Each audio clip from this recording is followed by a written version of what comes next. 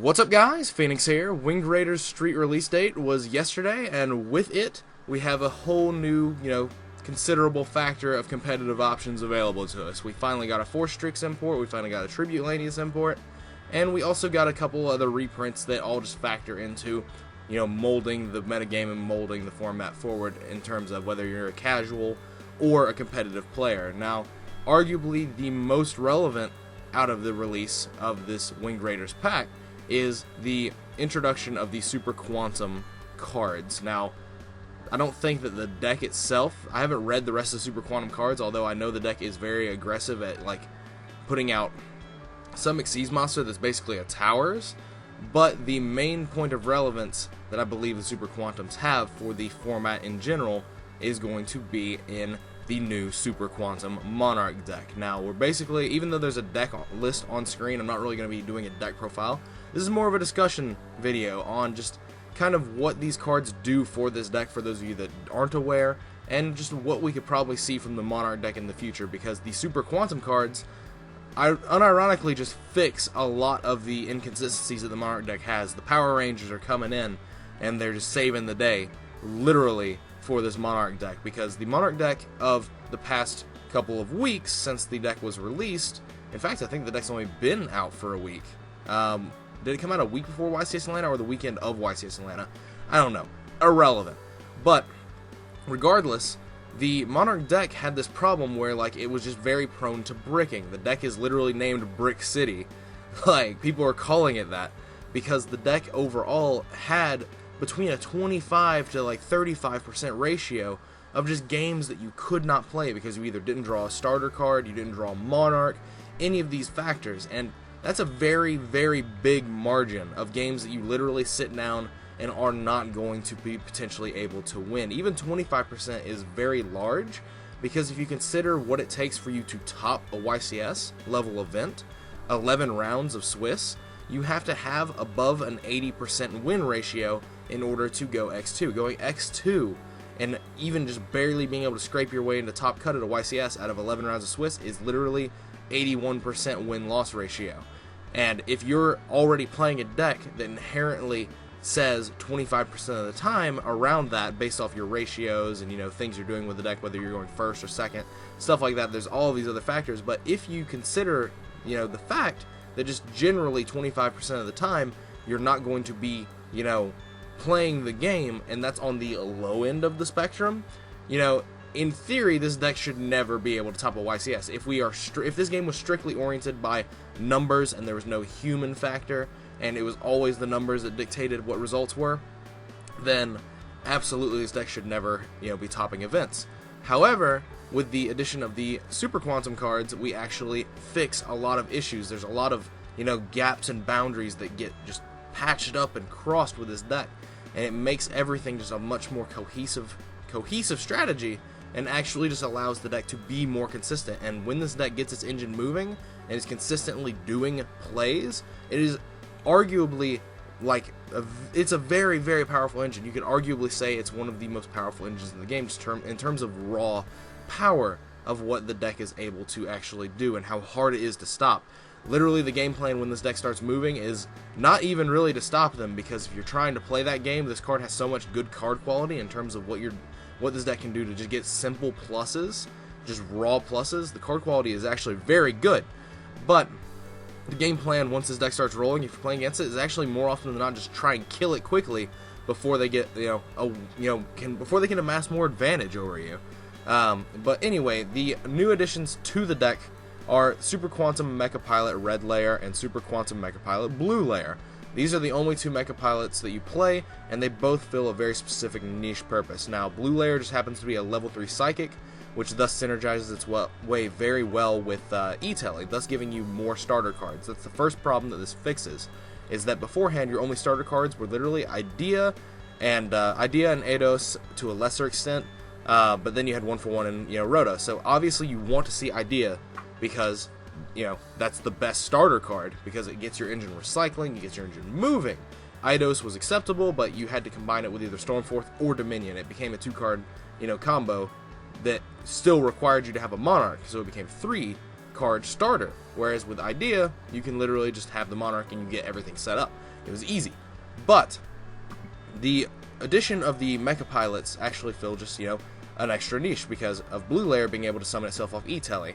It also just happens to be the perfectly designed card for, being able to just play one of it and minimize your bricking aspect while being able to play triple E-Tele because of what this card does. If this card is sent to the graveyard from anywhere, if it's sent to the graveyard, you can target up to 3 Super Quantum cards in your graveyard and shuffle them back into the deck. That includes itself. So as soon as you tribute this card, you can shuffle it back into the deck. And that's very, very good and very, very niche. But there's another thing that just makes it really good. And it's when this card is normal or special summoned, you can add 1 Super Quantum card from your deck to your hand, except for Blue Layer. Now what that does is that allows you to search for Red Layer. And Red Layer, being a level 5 monster, is actually very, very relevant. This card is one of the very, very few, in fact it might be the only card in the game that we could have gotten that bridges the gap between tribute fodder and a tribute summon. This card is either tribute fodder or it is a Monarch equivalent. And this card could have been, the only thing that could have made this card more perfect is if its stats were 2400 over 1000, if it had Monarch stats but was just a level 5 randomly, like Zaborg, just a randy ass level 5 Monarch where all the other ones are 6s and 8s. But irrelevant. The purpose of Red Layer as tribute fodder as well as a tribute summon allows the deck to have a lot more inherent consistencies, because literally if you get Return of the Monarchs, which is why it's a 3 of in this deck, if you have Return of the Monarchs plus E-Tele, and you can get to return through several different methods of, you have 9 different copies of it through Tenacity, Pantheism, and Return itself, and you have the E-Teles that actually just allow you to get into Blue Layer, and Blue Layer can search Red Layer, thus allowing you to have more actual tribute fodder as well as having more tribute summons, which actually solves both problems. Strangely enough, these two cards solve both problems in the deck, because this card solves the problem of starter cards and tribute fodder, and then this card, it just happens to search this card, which solves the problem of you not having a tribute summon to start your plays moving. Basically, if you open with E-Tele and Return of the Monarchs, you can E-Tele for Blue Layer, search Red Layer, you can tribute the Blue Layer for the Red Layer, and then the return will trigger getting you a search for your Monarchs, and thus your play string starts moving. These also only become, just larger if you factored, if your hand has 1-for-1 in it, because then you can get Idea, Eidos, and get another tribute summon for the Monarch you just searched. There's a lot of different things that come into play. There's a lot of different actual, little niche technicalities of play that you can have, and this deck is actually very good at actually doing these plays for once.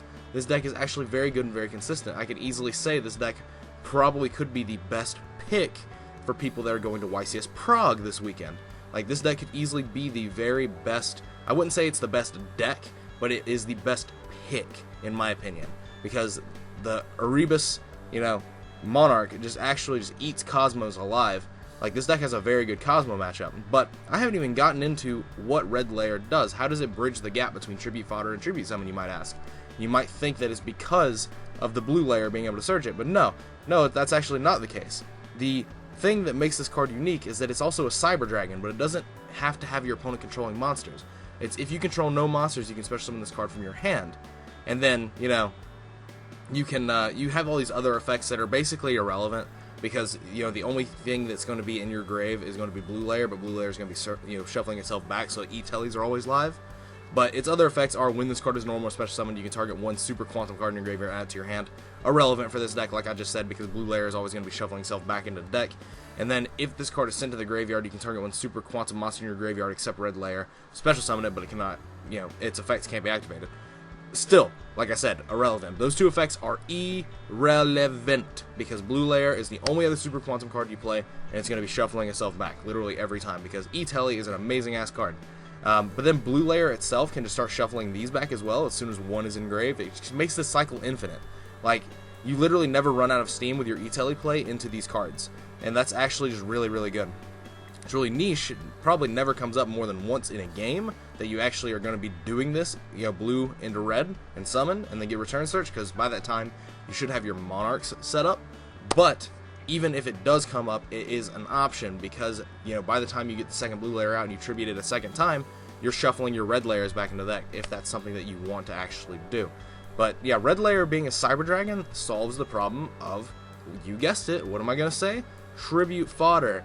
This card can be special summoned, and then you can just tribute one of your 1-tribute Monarchs over it, or if you have Dominion, you can tribute for Aether or Erebus. Like, it's actually very easy. This card actually just functions as a Monarch.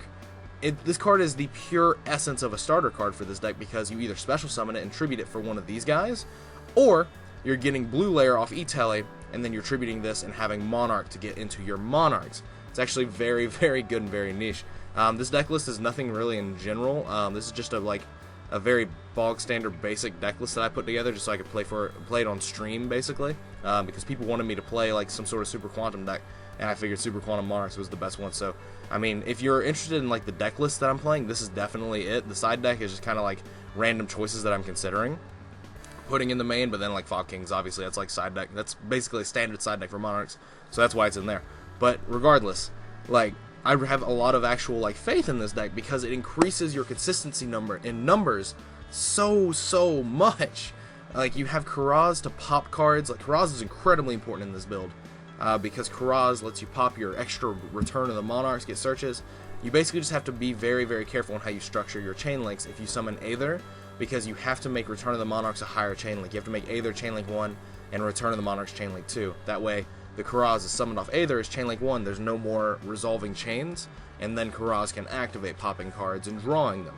But basically the deck becomes very, very consistent. The deck is very consistent, very good at powering through into more of its cards. There's all of these things that like come into play and factors, but this deck, like I said, is probably, if you're going to YCS Prague this weekend or any like regional event this weekend either, or the next weekend, this is probably the best deck to pick. It's very cheap, it's very easy. The only expensive card in it is E-Tele. You don't need an extra deck. This is the epitome of the most competitive, most budget deck I've ever seen. But anyway, that's all I really wanted to talk about in this video. I just kind of wanted to ramble. I wanted to talk about this deck because this deck is actually just really cool.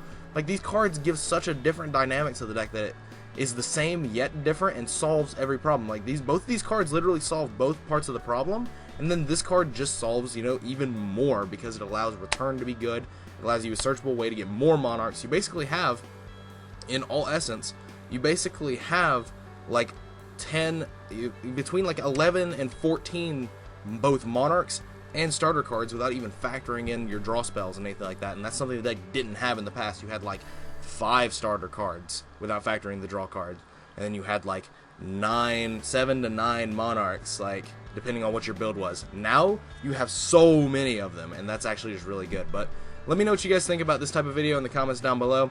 If you like me just talking, if you like me just discussing things, I'm definitely open to doing more of it in the future. But other than that, as always, guys, thanks for watching. Like, comment, subscribe, do all the nonsense you usually do. Click on that if you have not. I'd greatly appreciate it. It helps me make money, and there's no reason to lie to you guys about that. If you have an ad block enabled, please disable it and click some ads. It just shows your support, and it motivates me to continue making videos, because if I know you guys are liking my content enough to go out of your way to do that, then it just motivates me to further keep producing content for you to watch. It's a win-win for us both. You get entertainment, and I get support in my life, basically. I get a monetized recoupment from the time I invested into making these videos and doing research and stuff like that. If you are interested in seeing some of the live streams that I'm doing, there is a link in the description to my Twitch channel. Go give that a follow if you want to be notified when I go live. And also, if you want to directly support me and you don't mind donating, there's also a link in the description to my Twitch donations as well. And if you feel in the goodness of your heart to donate, that's absolutely welcomed. It's not needed, but I wouldn't be mad if you didn't. But if you want to, if you can find it in the goodness of your heart to donate, then go for it. I mean, it's definitely very, very appreciated, as usual. But, I mean, the clicking ads thing is just free, so I just kind of expect people to do that. But otherwise, long-ass intro over. As always, guys, that is it for this video. And as always, guys, take care.